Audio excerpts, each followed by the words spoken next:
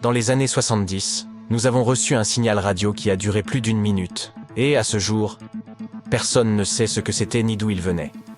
Mais aujourd'hui, une nouvelle théorie est apparue. Le mystère pourrait-il enfin être résolu?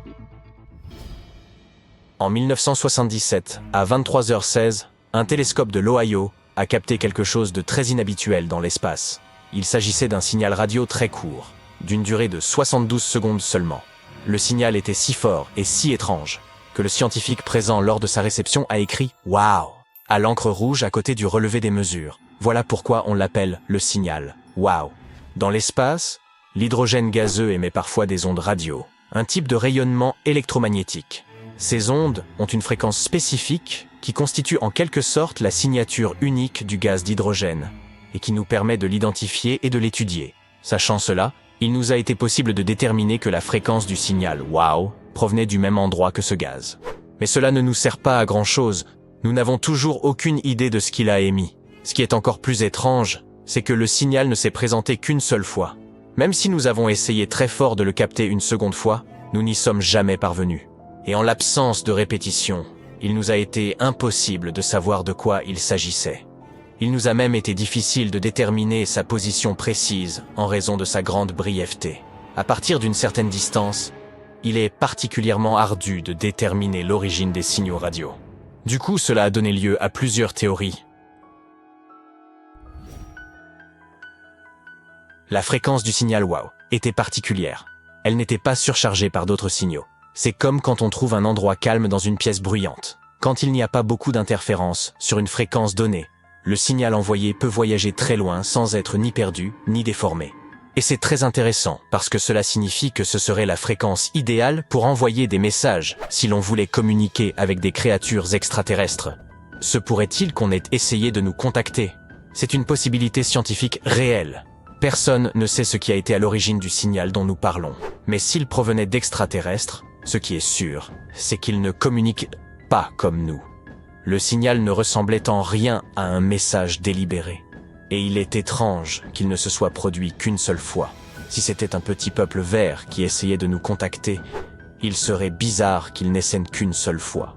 Mais au cas où, en 2012, à l'occasion du 35e anniversaire du signal WOW, nous avons décidé d'envoyer une série de messages vers certaines étoiles.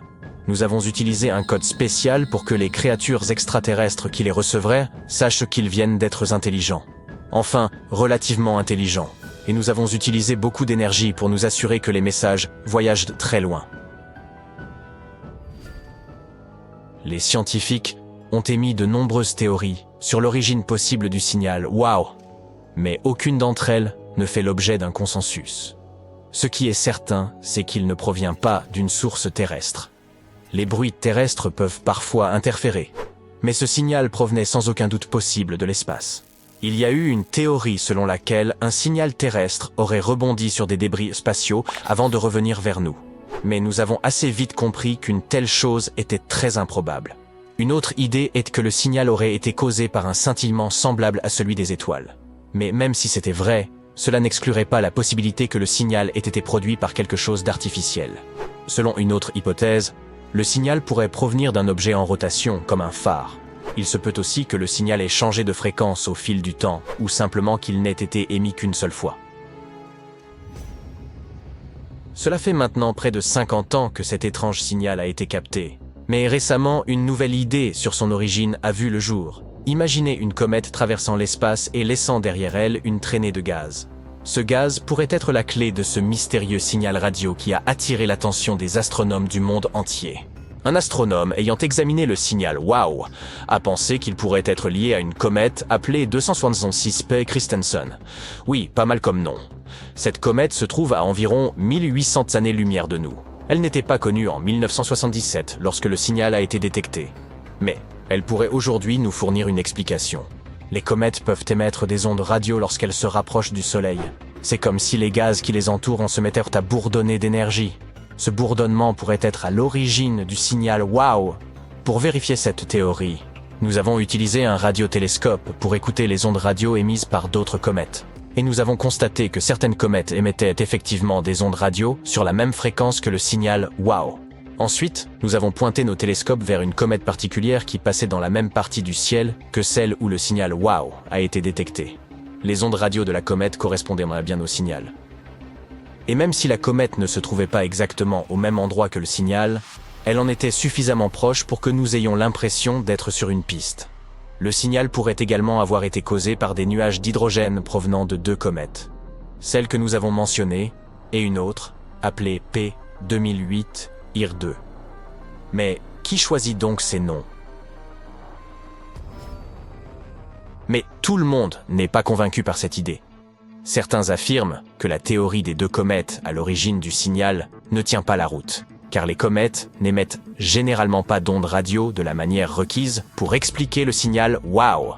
De plus, le signal ne s'est pas répété, il ne s'est produit qu'une seule fois, ce qui serait étrange s'il s'agissait vraiment d'une comète. En effet, les comètes répartissent leur gaz sur une grande distance. Le signal aurait donc dû durer plus longtemps. Le télescope utilisé pour le détecter aurait dû le capter 2 fois en peu de temps. Mais ce n'est pas ce qui s'est passé. De plus, la comète ne serait pas sortie aussi rapidement du champ de vision du télescope. En bref, nous devons en apprendre davantage sur la manière dont les comètes émettent des ondes radio et sur les raisons pour lesquelles elles le font, en particulier quand c'est sur la même fréquence que le signal WOW.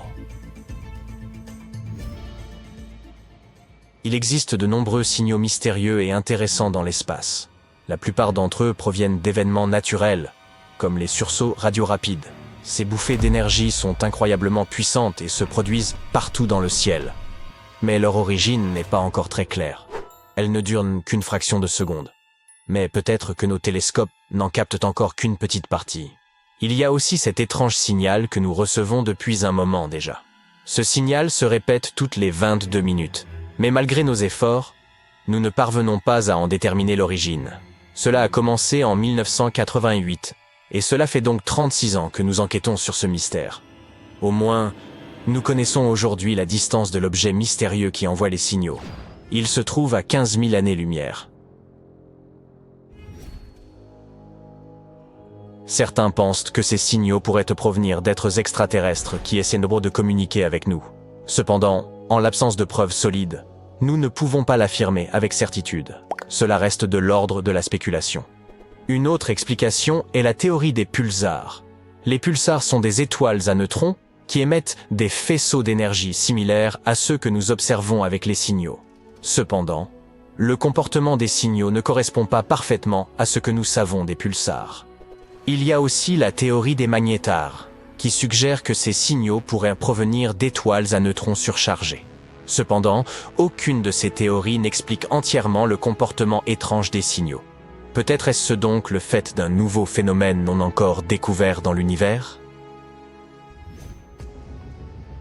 Même si les comètes sont une possibilité, il nous reste encore beaucoup de questions concernant le signal WOW. Nous ne savons pas ce qui l'a causé, et nous ne le saurons peut-être jamais. Nous ne savons même pas s'il provient de l'espace lointain ou de l'intérieur du système solaire. Quoi qu'il en soit, même si ce signal a une cause naturelle, cela ne signifie pas que la vie extraterrestre n'existe pas. L'étude qui évoquait ce sujet traitait également d'une étoile semblable au Soleil, qui pourrait bien être l'endroit idéal où chercher des signes de technologie extraterrestre. Il existe des tas d'autres étoiles semblables à notre Soleil dans l'espace, mais nous ne les avons pas encore bien étudiées. Cela nous ouvre toutefois des perspectives passionnantes pour la recherche de civilisations avancées au-delà de la Terre. Nous ne parvenons toujours pas à trouver l'origine du signal mystérieux qui nous parvient depuis 2018. Nous le recevons toutes les 22 minutes, et rien ne peut l'expliquer. Certains scientifiques pensent même qu'il pourrait provenir d'une civilisation extraterrestre que nous n'avons pas encore rencontrée.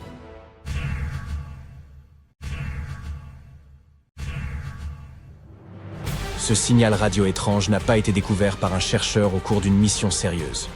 À vrai dire, il a été remarqué par un étudiant qui travaillait simplement sur un projet ordinaire dans le cadre de ses études.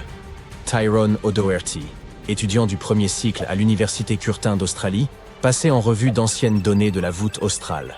Il recherchait d'éventuels signaux radio intermittents lorsqu'il est finalement tombé sur un signal datant de 2018 et qui semblait émettre des ondes radio en direction de la Terre à la façon d'un phare. Enthousiasmé par sa découverte, Tyrone l'a partagé avec sa mentor, la radioastronome Natasha Hurley-Walker. Elle s'est plongée dans la recherche de ce signal, en quête d'une percée scientifique. Mais en dépit de l'examen de différentes fréquences, ils ont atteint une impasse. C'est à ce moment que Walker a décelé un certain schéma. Le signal se répétait toutes les 18 minutes. C'était énorme.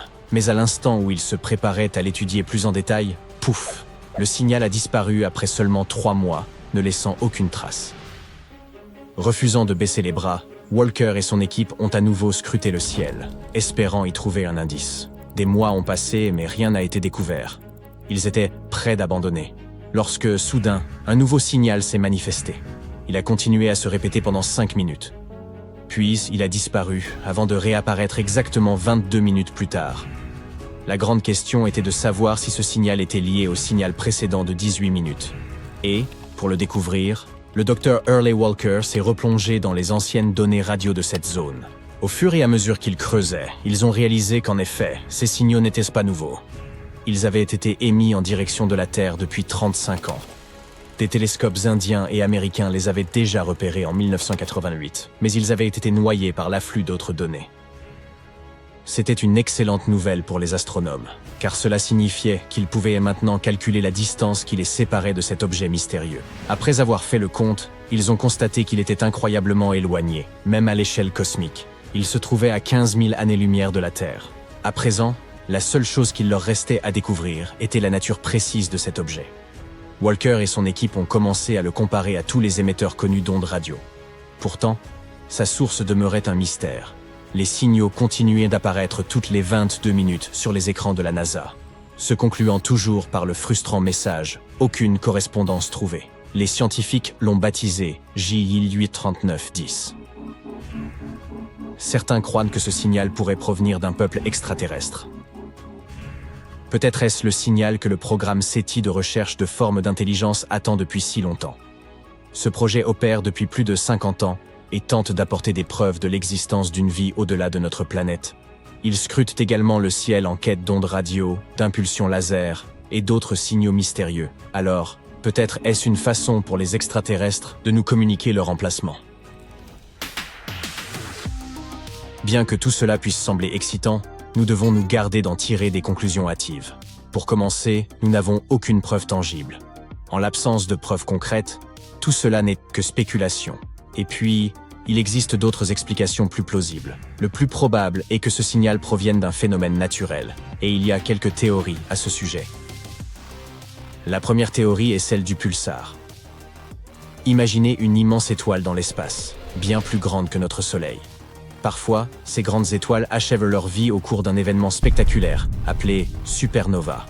Quand cela se produit, le noyau de l'étoile s'effondre sur lui-même, devenant incroyablement compact, comme si vous compressiez tout le contenu de cette étoile dans un espace infime. Ce noyau minuscule et extrêmement dense est ce que l'on appelle une étoile à neutrons.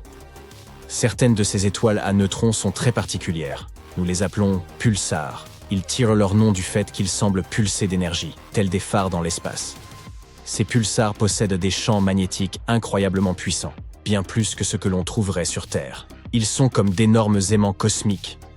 Et, en raison de cela, ils projettent des faisceaux d'énergie. Ils tournent également très vite, de sorte que ces faisceaux d'énergie semblent clignoter à mesure qu'ils tournent. Cela dit, l'étrange signal que l'on a détecté semble avoir quelques similitudes avec les pulsars. Mais ce n'est pas tout à fait ça. Les pulsars ont une durée de vie généralement prévisible. Ils ralentissent au fil du temps et finissant par interrompre leurs signaux radio. En revanche, notre signal mystérieux semble assez persistant et clignote bien au-delà de l'espérance de vie attendue d'un pulsar. Peut-être que ce n'est tout simplement pas un pulsar typique, ou pas un pulsar du tout. Il y a aussi la théorie du magnétar. Un magnétar est un autre type d'étoile à neutrons. Ils sont comme des versions surchargées des pulsars, avec des champs magnétiques encore plus puissants et des périodes de pulsation légèrement plus longues. Peut-être est-ce la cause de la persistance de notre signal ? Cependant, lorsqu'on a examiné ces données, on a réalisé que le signal ne correspondait pas non plus aux pulsations d'un magnétar. Les magnétars n'émettent pas seulement des ondes radio, mais aussi de puissants rayons X car ils sont très chargés en énergie. Mais le signal que l'on a reçu ne comportait que des ondes radio. Nous avons donc déduit qu'il ne s'agissait ni d'un pulsar ni d'un magnétar. Le signal se comporte étrangement et suggère une source non naturelle. Cela signifie qu'il pourrait y avoir quelque chose dans l'univers que les scientifiques n'ont pas encore pleinement saisi. Et il y a enfin un corps spatial au sujet duquel nous ne savons pas grand-chose. La dernière théorie est celle du pulsar nain. Un pulsar nain est une étoile qui émet un clignotement régulier, similaire au pulsar, mais qui prend beaucoup plus de temps entre chaque pulsation. Habituellement, les naines blanches sont formées des restes de petites étoiles. Elles ne clignotent pas, parce que leur champ magnétique n'est pas aussi puissant que celui des pulsars. Mais quand une naine blanche devient assez lourde, atteignant presque la masse de notre Soleil, elle devient extrêmement dense et commence à pulser, en raison de son fort champ magnétique, tout comme ces derniers. Elles ont une particularité intéressante. Les naines blanches sont faites d'électrons et non de neutrons, ce qui est le cas des pulsars. Lorsque ces électrons chargés commencent à danser avec le champ magnétique, ils émettent des éclairs de lumière périodiques, qui se produisent toutes les 100 à 1000 secondes. Comme vous vous en souviendrez, notre signal a une période de 22 minutes, soit 1320 secondes. C'est un peu plus long que les pulsars nains blancs ordinaires, mais c'est ce qui semble le plus proche de la vérité. Jusqu'à présent, il semble que ce soit l'explication la plus plausible. Mais même cette théorie n'est pas encore tout à fait confirmée. Cela montre simplement combien de l'univers il nous reste encore à découvrir. Comme les sursauteurs radio rapides, ou FRB par exemple, un autre type de signal mystérieux que nous avons détecté. Ce sont comme des émissions rapides et intenses d'énergie sous la forme d'ondes radio, et ils recèlent énormément d'énergie. Les FRB sont si puissants qu'ils peuvent parfois briller plus fort que des galaxies entières. Imaginez ceci. Ils en dégagent autant en quelques millisecondes que notre Soleil en 3 jours entiers. Ces explosions se produisent partout dans le ciel et à des fréquences extrêmement élevées, bien que certaines se soient déjà produites à des fréquences plus basses. Chaque jour, nous détectons environ 10 000 FRB dans le ciel. Certains d'entre eux se répètent, mais la plupart ne se produisent qu'une fois et disparaissent à jamais. Hélas, la plupart d'entre eux ne durent qu'une fraction de seconde, et au moment où leur énergie nous atteint, elle est 1000 fois plus faible qu'un signal de téléphone portable en provenance de la Lune. C'est pourquoi, en dépit de leur luminosité, il y a encore beaucoup de choses que nous ne comprenons pas à leur sujet. Nous essayons toujours de comprendre ce qui cause ces FRB. Ils pourraient provenir de différentes sources, comme des magnétars mentionnés plus tôt, d'étoiles entrant en collision, ou même de galaxies fusionnant entre elles ou de naines blanches. Alors que ces sursauts voyagent dans l'espace, ils accumulent des informations sur l'environnement cosmique qu'ils traversent, comme les nuages de gaz interstellaires. Il est cependant très peu probable que les FRB soient des messages envoyés par des entités extraterrestres. Non seulement parce qu'il y en a des milliers tous les jours, partout dans le ciel, mais aussi parce que nous savons que la source de ces explosions doit elle-même receler énormément d'énergie. Nos voisins devraient disposer d'équipements plus puissants que des galaxies entières pour cela. Mais le fait est que, bien que tous ces signaux soient fascinants, il reste encore beaucoup à apprendre à leur sujet. Voyageur 1, qui voyage dans l'espace interstellaire depuis plus de 45 ans et arbore aujourd'hui une longue barbe grise, non, je plaisante, a soudainement commencé à envoyer des signaux étranges vers la Terre. Encore plus bizarre, il n'y a aucun signe que la sonde soit abîmée, ni quoi que ce soit de ce genre. Les scientifiques de la NASA essaient désespérément de trouver la raison de cette anomalie. Alors, que s'est-il passé exactement ? Tout d'abord, laisse-moi t'en dire un peu plus sur Voyageur 1 et son long voyage. Voyageur 1 est une sonde spatiale américaine. Les scientifiques de la NASA l'ont envoyée dans l'espace le 5 septembre 1977. L'objectif de Voyageur était d'explorer les planètes excentrées de notre système solaire, à savoir Jupiter et Saturne. Au départ, les scientifiques pensaient que sa mission durerait environ 5 ans. C'est peu de choses que de dire qu'il faisait erreur. La sonde a dépassé toutes les attentes. Non seulement elle a rempli sa mission, mais elle fonctionne toujours. Elle s'est avérée bien plus résistante que prévu. Voyageur 1 parcourt l'espace depuis plus de 45 ans. Il serait difficile de sous-estimer tout ce que Voyageur 1 a accompli pour la science. Tout d'abord, elle a envoyé avec succès de nombreuses photos de Jupiter et de Saturne vers la Terre. Au fait, tu peux admirer ces photos toi-même, elles sont publiées sur le site de la NASA. Grâce à Voyageur, nous avons aussi découvert plusieurs nouvelles lunes de Jupiter et un système d'anneaux jusqu'alors inconnu. Nous avons appris que la célèbre tache rouge de Jupiter était en fait une tempête géante et super rapide. Et après avoir quitté l'orbite de Neptune, Voyageur nous a aussi envoyé beaucoup de données importantes sur le plasma interstellaire. Ainsi, Voyager 1 a prouvé avec succès aux scientifiques à quel point elle était utile. Après cela, elle s'est joyeusement dirigée vers son objectif suivant, la ceinture de Kuiper et les confins de l'héliosphère. La ceinture de Kuiper est un anneau de corps glacé qui s'étend de Neptune à une distance d'environ 5 UA du Soleil. Elle est un peu similaire à la ceinture d'astéroïdes, mais environ 20 fois plus étendue et 100 fois plus lourde. L'héliosphère est une zone autour du Soleil où la pression du vent solaire est équilibrée par la pression du gaz interstellaire. Oui, je sais, ça a l'air un peu compliqué et très pointu, dit comme ça. Mais garde à l'esprit que ces données nous aident vraiment à comprendre l'univers dans son ensemble. C'est donc la dernière mission de Voyager, nous en dire plus sur l'espace interstellaire. La sonde nous a déjà envoyé plus de 60 images formant une mosaïque du système solaire à une distance de plus de 6,4 milliards de kilomètres de la Terre. Les scientifiques ont utilisé ces clichés pour composer une grande photo colorée. La photo a été baptisée un point bleu pâle. Et tu as probablement déjà deviné ce qu'est ce point.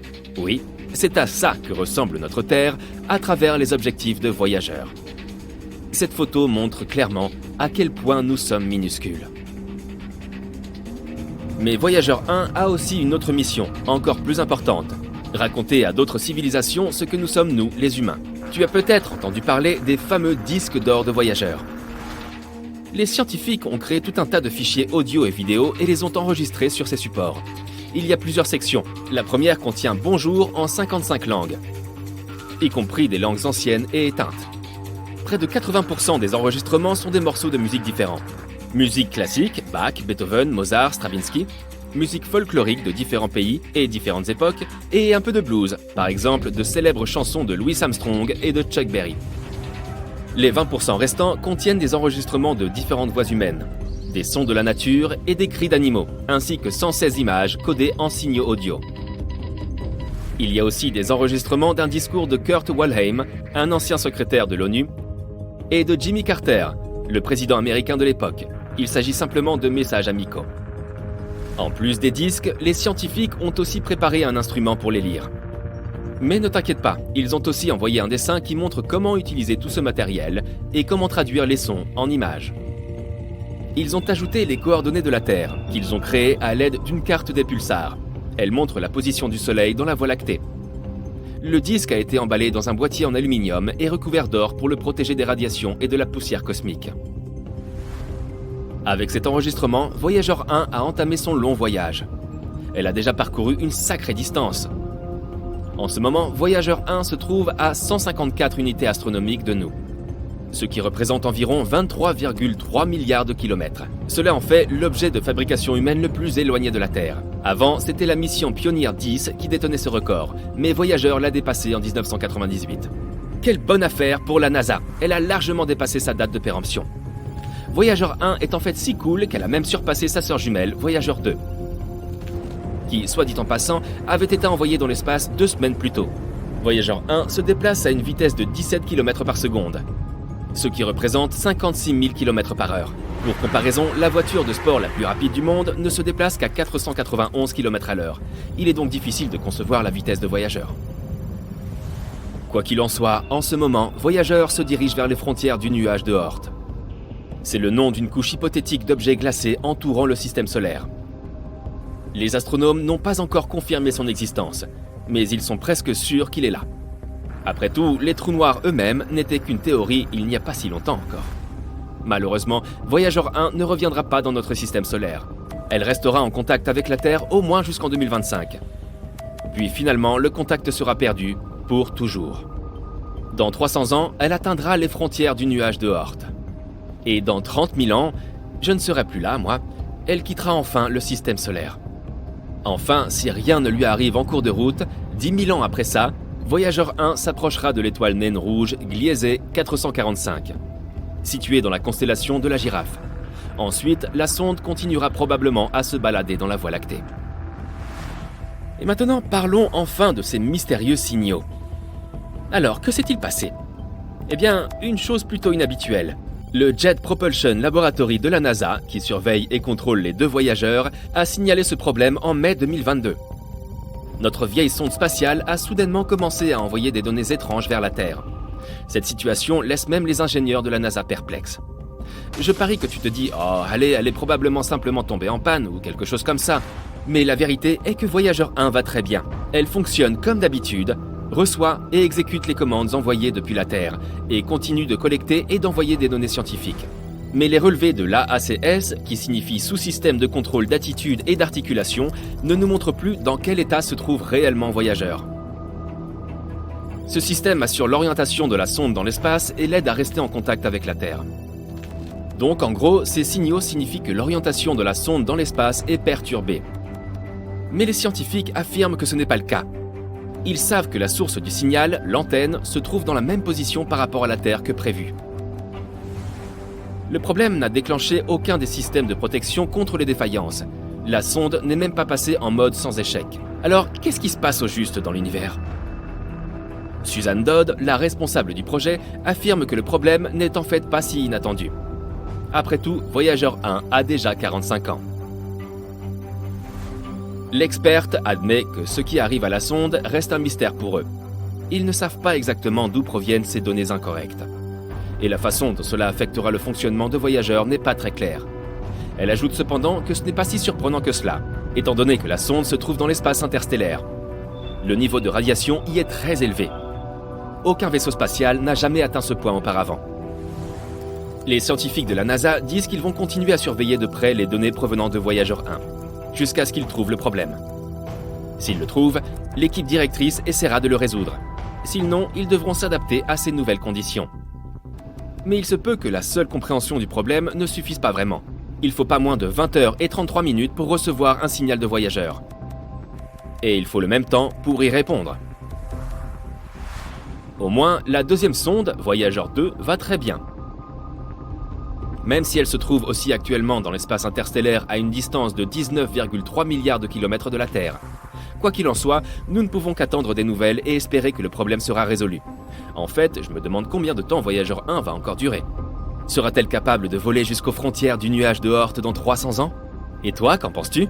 Donne-moi ton avis dans les commentaires. Toutes les planètes du système solaire s'alignent lentement. Mercure, Vénus, la Terre, Mars, Jupiter, Saturne et Neptune sont sur le point de former une ligne droite. Cet événement qu'on appelle une parade de planètes se produit une fois tous les 176 ans. La dernière fois que cela s'est produit, c'était il y a près de 40 ans. C'était une chance unique d'explorer toutes ces planètes d'un coup. Le 20 août 1977, des milliers de personnes se sont rassemblées devant le centre spatial Kennedy de la NASA pour assister au lancement de la mission spatiale la plus lointaine et ambitieuse de l'histoire.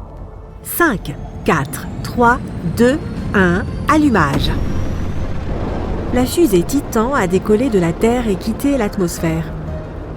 Une fois dans l'espace, elle a lancé la sonde Voyager 2, qui a commencé son voyage. Cette sonde mesurait environ 50 cm de haut pour 1,80 m de long et était équipée d'une antenne parabolique de 3,70 m de diamètre. La plupart des équipements scientifiques étaient montés sur une perche qui s'étendait à 2,50 m vers l'extérieur. Le 5 septembre 1977, Voyager 1, une sonde identique, a quitté notre planète. Elle nous a envoyé des photos de la Terre et de la Lune. Elle a rapidement dépassé Voyager 2, lancée 2 semaines plus tôt. C'est pourquoi la deuxième sonde portait le numéro 1. Et c'est ainsi qu'a commencé son voyage dans le néant. Le 5 mars 1979, à environ 4 fois la distance entre la Terre et le Soleil, Voyager 1 s'est approchée de Jupiter, prête à l'analyser à l'aide d'une douzaine de gadgets, dont un système de caméras comprenant différents objectifs. Elle pouvait ainsi prendre des photos de la planète avec la caméra grand angle ainsi que des gros plans de certains endroits spécifiques de la géante gazeuse et de ses satellites. La sonde disposait également d'un équipement capable de déterminer la composition atmosphérique, le poids et les champs gravitationnels des planètes qu'elle rencontrait. Des spectromètres à infrarouge et ultraviolet pouvaient mesurer les radiations et températures invisibles à l'œil humain. Divers capteurs analysaient les rayons cosmiques. Voyager 1 a ainsi découvert des volcans en dehors de la Terre. Il se trouvait sur le satellite de Jupiter, Io, qui possède des dizaines de volcans actifs, crachant constamment de la lave.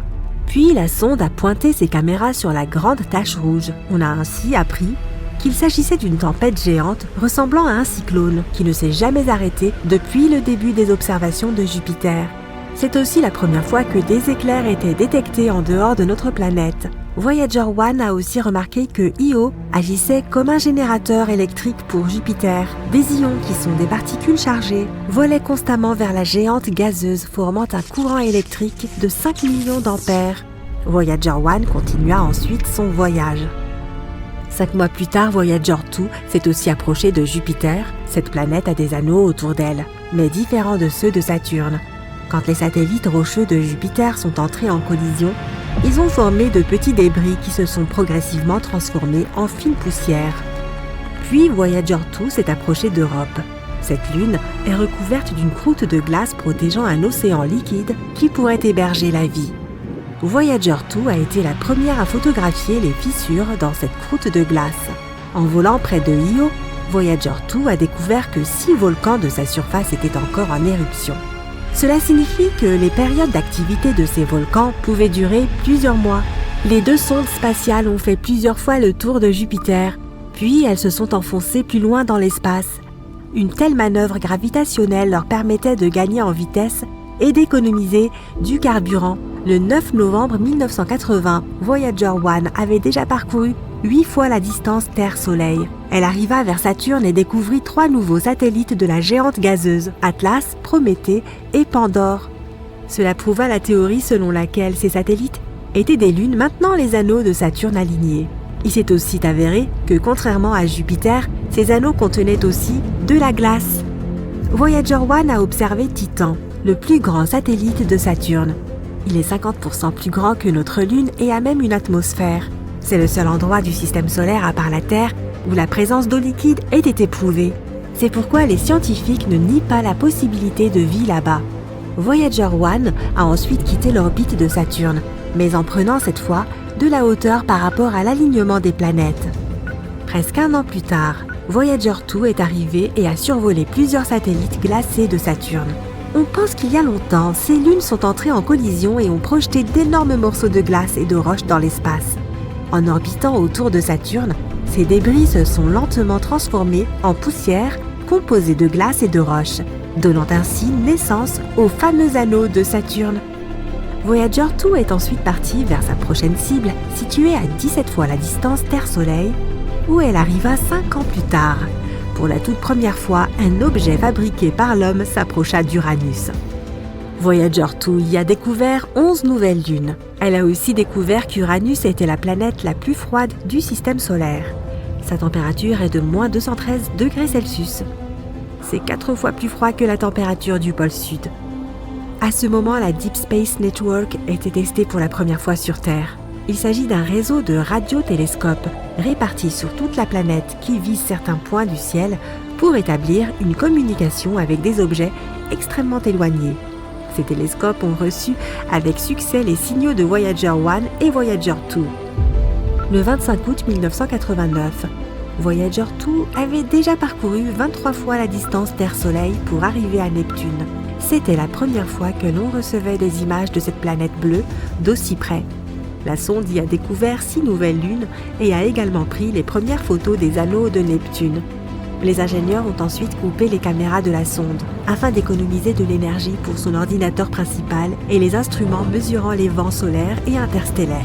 Voyager 2 a ensuite quitté Neptune pour se diriger vers l'espace lointain, là où elle n'avait plus besoin de caméras.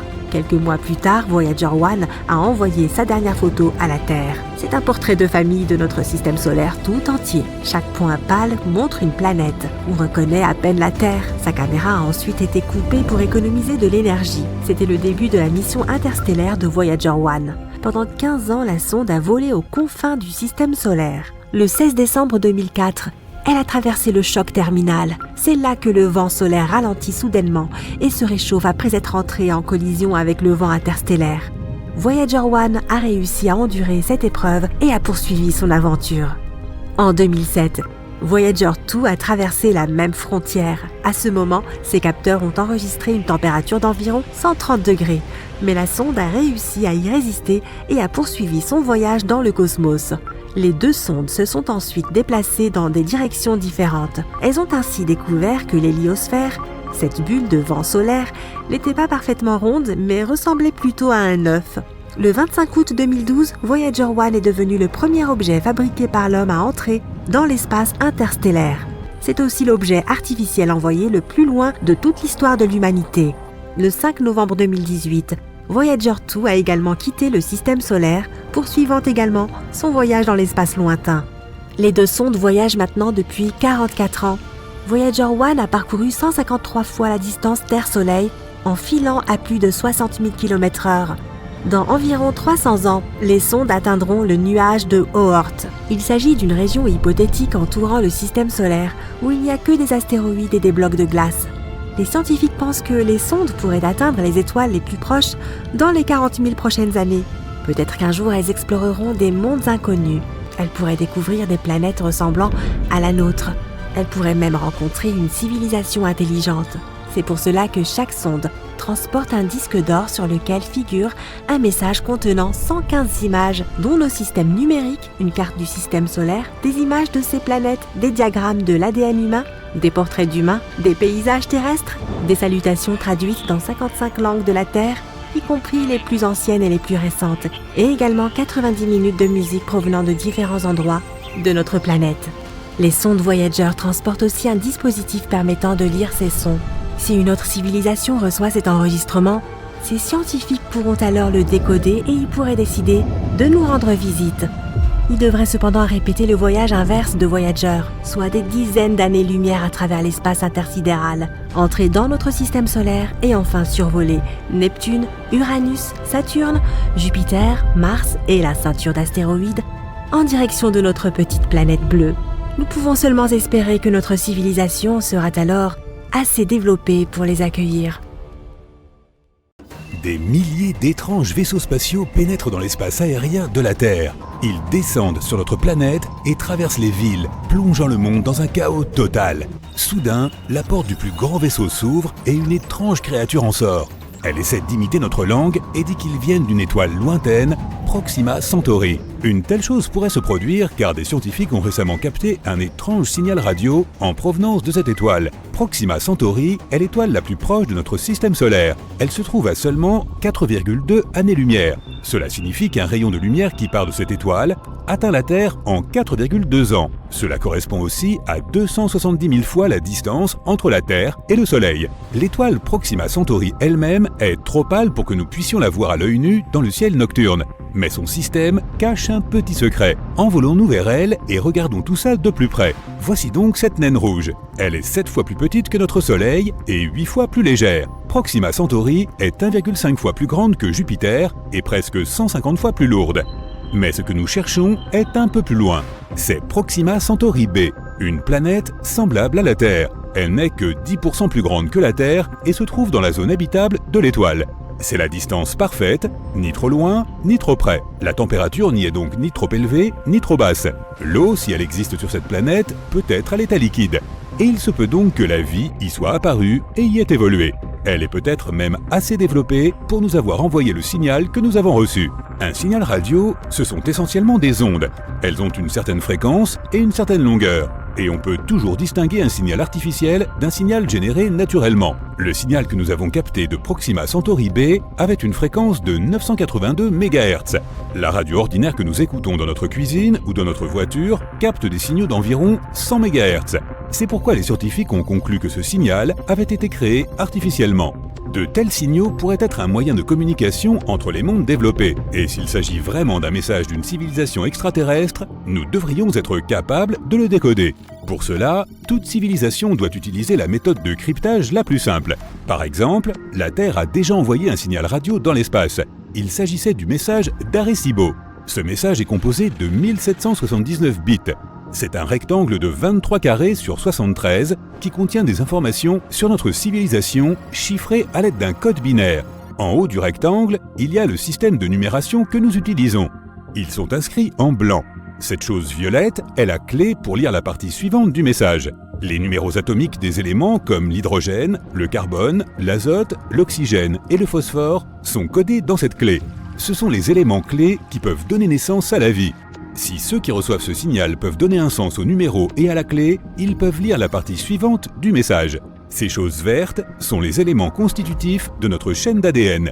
Et tout en bas, voici la chaîne d'ADN elle-même. Le rectangle blanc indique le nombre de paires de ces blocs de construction, et les hélices bleues montrent la forme d'une chaîne d'ADN.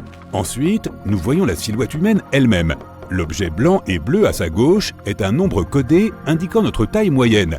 L'humain est dessiné ici au-dessous de la chaîne d'ADN pour que la civilisation extraterrestre puisse comprendre à quoi nous ressemblons. Et le rectangle blanc à droite du dessin de l'humain indique la population de la Terre au moment du message. Elle était de 4,2 milliards en 1974, soit presque la moitié de la population actuelle. La partie suivante est un dessin de notre système solaire. Le grand carré jaune est le Soleil. Viennent ensuite toutes les planètes de notre système, y compris Pluton. À l'époque, elle était considérée comme une planète. La Terre est un peu décalée vers le haut pour que la civilisation extraterrestre puisse comprendre d'où vient ce message. Et le dernier dessin représente l'observatoire d'où ce message a été envoyé. Ce signal est maintenant en route vers l'amas d'étoiles M13 à 25 000 années-lumière de la Terre. Il n'arrivera donc pas avant 25 000 ans. Et il nous faudra 25 000 ans de plus avant d'obtenir une réponse, s'il y a vraiment quelqu'un de l'autre côté qui peut recevoir le signal. Si le signal de Proxima Centauri est lui aussi un message, nous aurons besoin de temps pour le décoder. Alors, allumons notre machine à calculer super puissante et attendons le résultat. Mais ce n'est pas le premier signal mystérieux que nous captons sur Terre. Des scientifiques ont enregistré un signal inhabituel appelé WOW en 1977. Ils ont supposé qu'il provenait de la constellation du Sagittaire. Le télescope a capté ce signal pendant une durée impressionnante de 72 secondes. Plus tard, l'un des scientifiques a conclu que le signal était artificiel. Il a écrit « Wow » sur la page d'impression, tout simplement sa réaction. Les observations et études suivantes ne nous ont pas permis de capter à nouveau ce signal. Selon certaines théories, il provenait d'un vaisseau spatial qui passait par là. Et comme il était reparti, nous ne pouvions plus détecter son signal. Mais le plus probable est qu'il ait été créé sur Terre. Dirigé vers le haut, il se serait réfléchi sur un objet à haute altitude, par exemple sur un avion, un satellite, ou sur des débris spatiaux en orbite autour de notre planète. Ensuite, il aurait été capté par le télescope. Et comme il avait été créé par l'homme, toutes ses caractéristiques, comme sa longueur d'onde et sa fréquence, ont pu dérouter les scientifiques. En 2017, des scientifiques ont enregistré une éruption sur Proxima Centauri. La luminosité de l'étoile a été multipliée par 1000 en seulement 10 secondes. Avant cela, il y avait eu une autre éruption, plus faible, mais qui a duré environ 2 minutes. Avec ces éruptions, Proxima Centauri a émis d'énormes quantités de radiation. S'il y avait de la vie sur la planète proche de l'étoile, ces éruptions l'auront probablement détruite. Les vents stellaires auront simplement anéanti l'atmosphère de la planète et rendu sa surface impropre à la vie. Dans l'ensemble, la planète Proxima Centauri B reçoit 60 fois plus de rayonnement à haute énergie et 400 fois plus de rayons X que la Terre.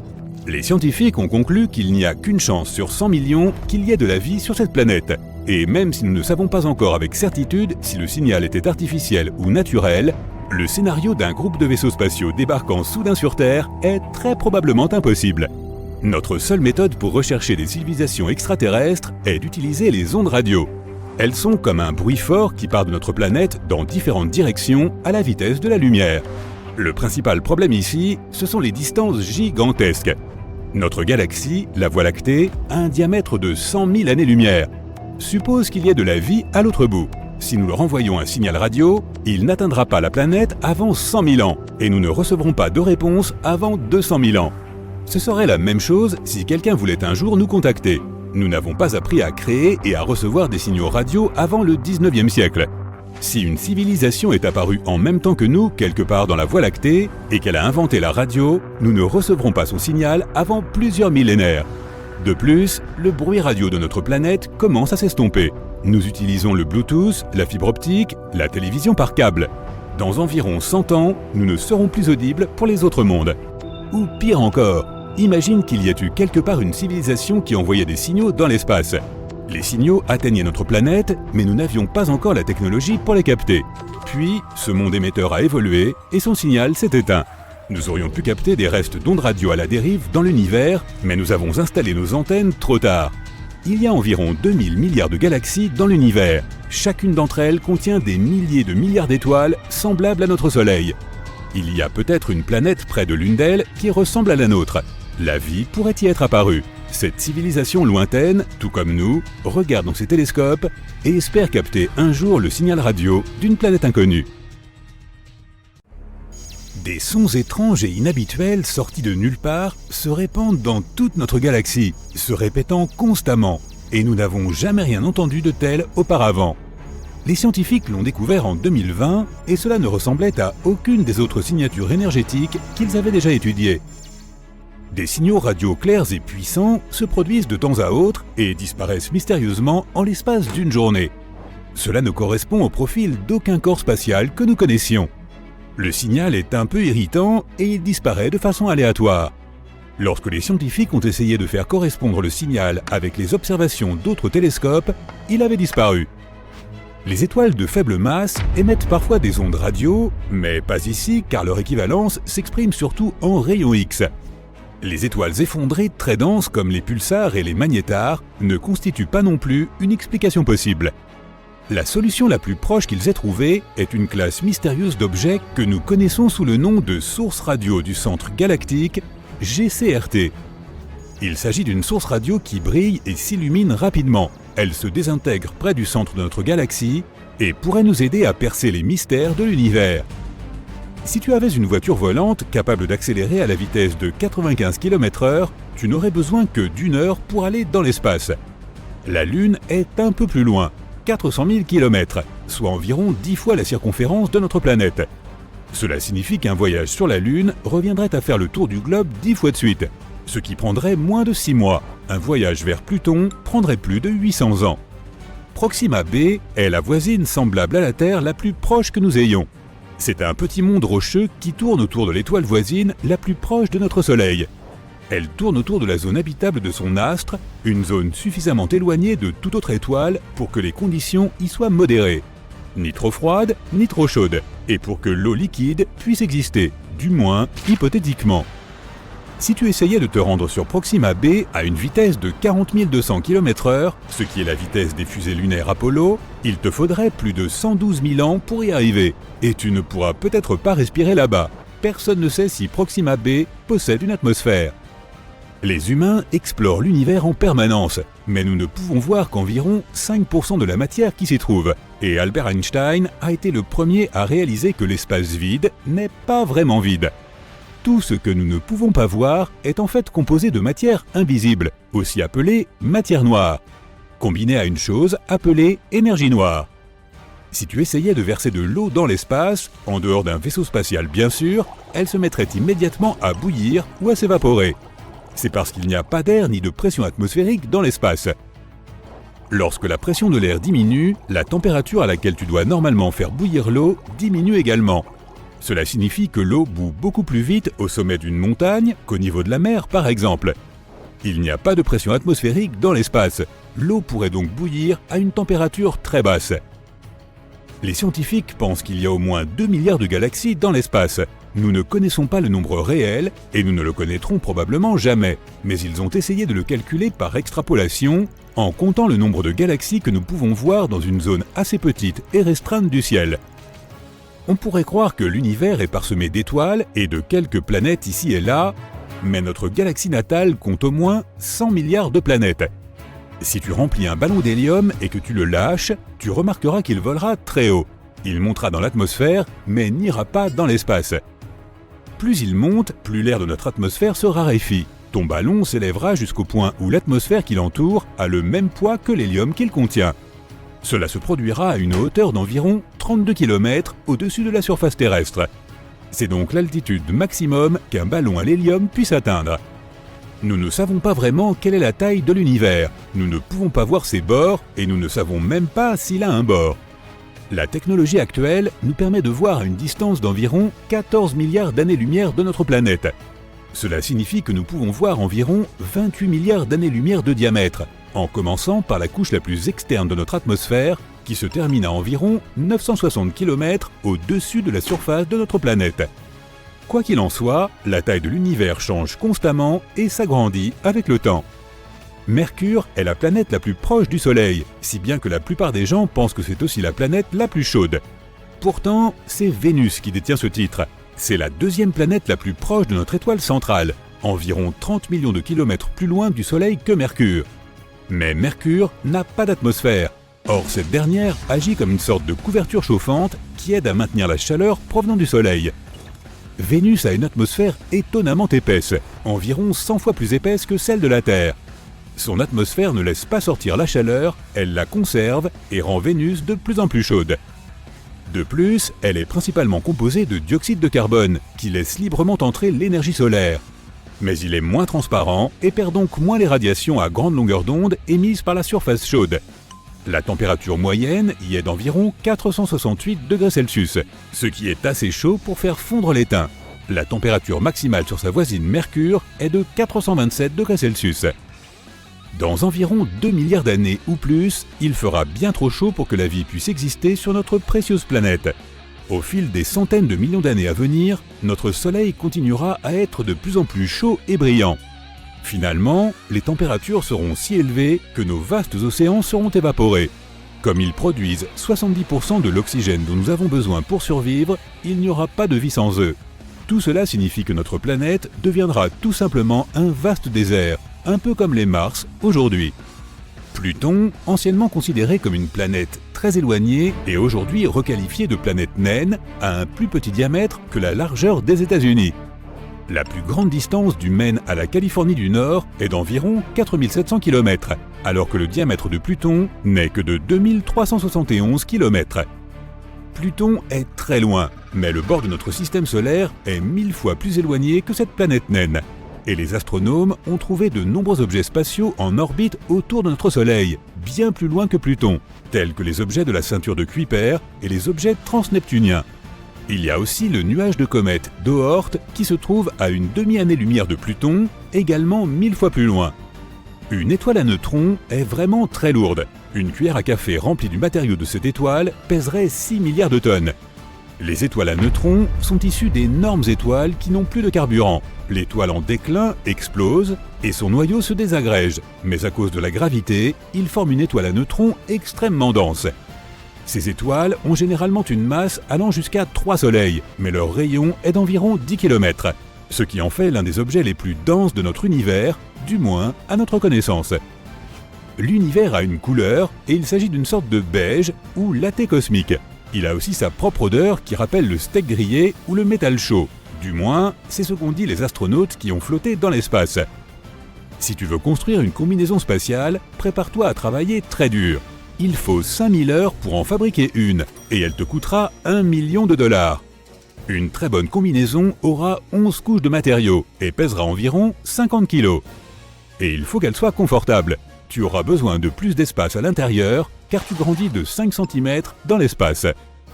Quand tu flottes dans l'espace, la gravité de la Terre n'a pas d'impact sur toi. C'est pourquoi les vertèbres de ta colonne vertébrale peuvent se dilater et se détendre un peu. Ce qui signifie que tu seras peut-être 3% plus grand.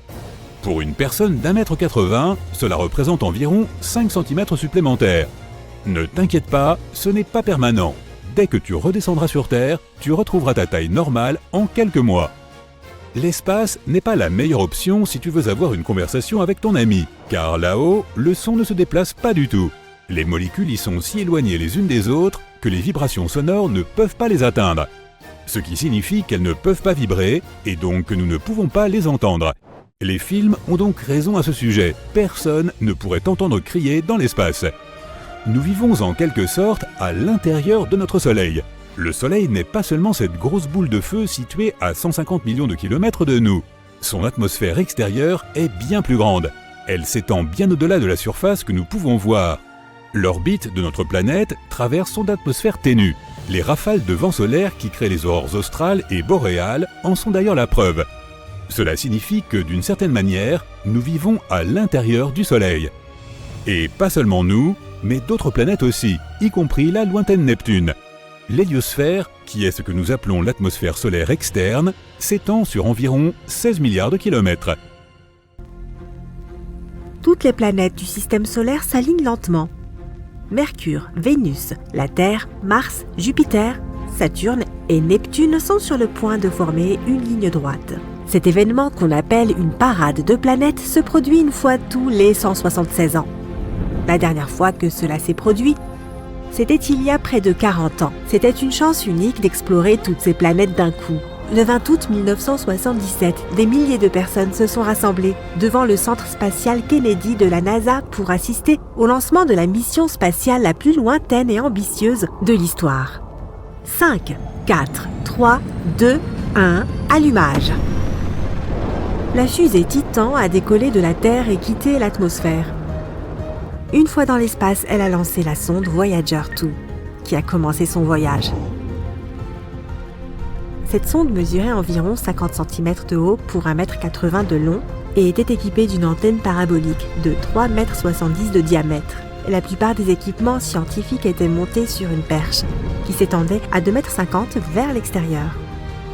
Le 5 septembre 1977, Voyager 1, une sonde identique, a quitté notre planète. Elle nous a envoyé des photos de la Terre et de la Lune. Elle a rapidement dépassé Voyager 2, lancée 2 semaines plus tôt. C'est pourquoi la deuxième sonde portait le numéro 1. Et c'est ainsi qu'a commencé son voyage dans le néant. Le 5 mars 1979, à environ 4 fois la distance entre la Terre et le Soleil, Voyager 1 s'est approchée de Jupiter, prête à l'analyser à l'aide d'une douzaine de gadgets, dont un système de caméras comprenant différents objectifs. Elle pouvait ainsi prendre des photos de la planète avec la caméra grand angle ainsi que des gros plans de certains endroits spécifiques, de la géante gazeuse et de ses satellites.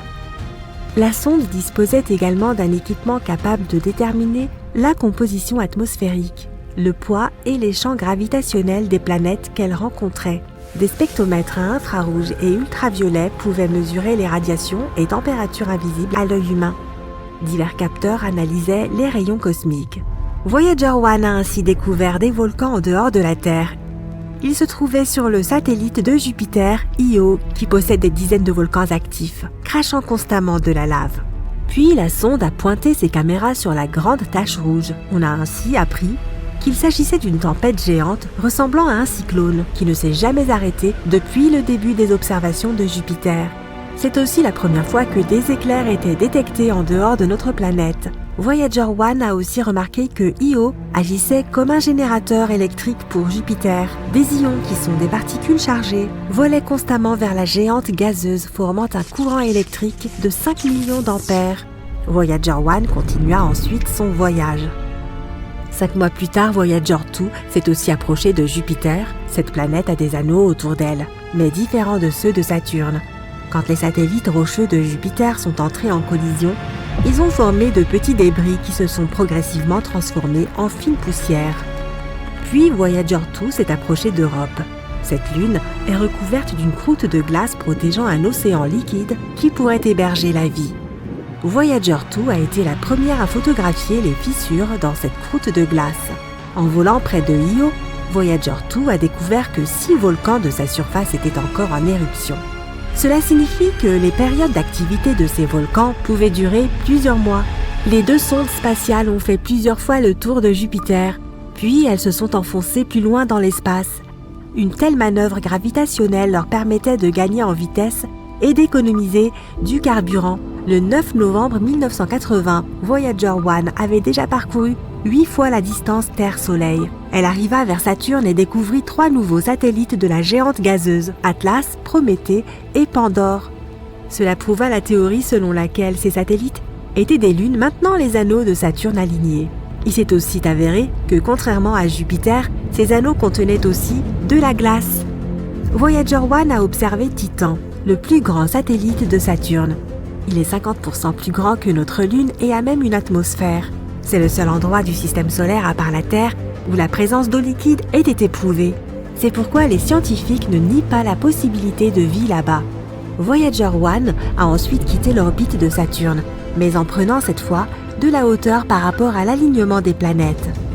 Presque un an plus tard, Voyager 2 est arrivé et a survolé plusieurs satellites glacés de Saturne. On pense qu'il y a longtemps, ces lunes sont entrées en collision et ont projeté d'énormes morceaux de glace et de roches dans l'espace.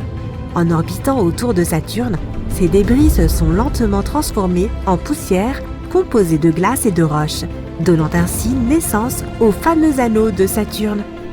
Voyager 2 est ensuite partie vers sa prochaine cible, située à 17 fois la distance Terre-Soleil, où elle arriva 5 ans plus tard. Pour la toute première fois, un objet fabriqué par l'homme s'approcha d'Uranus. Voyager 2 y a découvert 11 nouvelles lunes. Elle a aussi découvert qu'Uranus était la planète la plus froide du système solaire. Sa température est de moins 213 degrés Celsius. C'est 4 fois plus froid que la température du pôle Sud. À ce moment, la Deep Space Network était testée pour la première fois sur Terre. Il s'agit d'un réseau de radiotélescopes répartis sur toute la planète qui vise certains points du ciel pour établir une communication avec des objets extrêmement éloignés. Ces télescopes ont reçu avec succès les signaux de Voyager 1 et Voyager 2. Le 25 août 1989, Voyager 2 avait déjà parcouru 23 fois la distance Terre-Soleil pour arriver à Neptune. C'était la première fois que l'on recevait des images de cette planète bleue d'aussi près. La sonde y a découvert 6 nouvelles lunes et a également pris les premières photos des anneaux de Neptune. Les ingénieurs ont ensuite coupé les caméras de la sonde afin d'économiser de l'énergie pour son ordinateur principal et les instruments mesurant les vents solaires et interstellaires. Voyager 2 a ensuite quitté Neptune pour se diriger vers l'espace lointain, là où elle n'avait plus besoin de caméras. Quelques mois plus tard, Voyager 1 a envoyé sa dernière photo à la Terre. C'est un portrait de famille de notre système solaire tout entier. Chaque point pâle montre une planète. On reconnaît à peine la Terre. Sa caméra a ensuite été coupée pour économiser de l'énergie. C'était le début de la mission interstellaire de Voyager 1. Pendant 15 ans, la sonde a volé aux confins du système solaire. Le 16 décembre 2004, elle a traversé le choc terminal. C'est là que le vent solaire ralentit soudainement et se réchauffe après être entré en collision avec le vent interstellaire. Voyager 1 a réussi à endurer cette épreuve et a poursuivi son aventure. En 2007, Voyager 2 a traversé la même frontière. À ce moment, ses capteurs ont enregistré une température d'environ 130 degrés. Mais la sonde a réussi à y résister et a poursuivi son voyage dans le cosmos. Les 2 sondes se sont ensuite déplacées dans des directions différentes. Elles ont ainsi découvert que l'héliosphère, cette bulle de vent solaire, n'était pas parfaitement ronde mais ressemblait plutôt à un œuf. Le 25 août 2012, Voyager 1 est devenu le premier objet fabriqué par l'homme à entrer dans l'espace interstellaire. C'est aussi l'objet artificiel envoyé le plus loin de toute l'histoire de l'humanité. Le 5 novembre 2018, Voyager 2 a également quitté le système solaire, poursuivant également son voyage dans l'espace lointain. Les 2 sondes voyagent maintenant depuis 44 ans. Voyager 1 a parcouru 153 fois la distance Terre-Soleil en filant à plus de 60 000 km/h. Dans environ 300 ans, les sondes atteindront le nuage de Oort. Il s'agit d'une région hypothétique entourant le système solaire où il n'y a que des astéroïdes et des blocs de glace. Les scientifiques pensent que les sondes pourraient atteindre les étoiles les plus proches dans les 40 000 prochaines années. Peut-être qu'un jour elles exploreront des mondes inconnus. Elles pourraient découvrir des planètes ressemblant à la nôtre. Elles pourraient même rencontrer une civilisation intelligente. C'est pour cela que chaque sonde transporte un disque d'or sur lequel figure un message contenant 115 images, dont nos systèmes numériques, une carte du système solaire, des images de ces planètes, des diagrammes de l'ADN humain, des portraits d'humains, des paysages terrestres, des salutations traduites dans 55 langues de la Terre, y compris les plus anciennes et les plus récentes, et également 90 minutes de musique provenant de différents endroits de notre planète. Les sondes Voyager transportent aussi un dispositif permettant de lire ces sons. Si une autre civilisation reçoit cet enregistrement, ces scientifiques pourront alors le décoder et ils pourraient décider de nous rendre visite. Ils devraient cependant répéter le voyage inverse de Voyager, soit des dizaines d'années-lumière à travers l'espace intersidéral, entrer dans notre système solaire et enfin survoler Neptune, Uranus, Saturne, Jupiter, Mars et la ceinture d'astéroïdes en direction de notre petite planète bleue. Nous pouvons seulement espérer que notre civilisation sera alors assez développée pour les accueillir.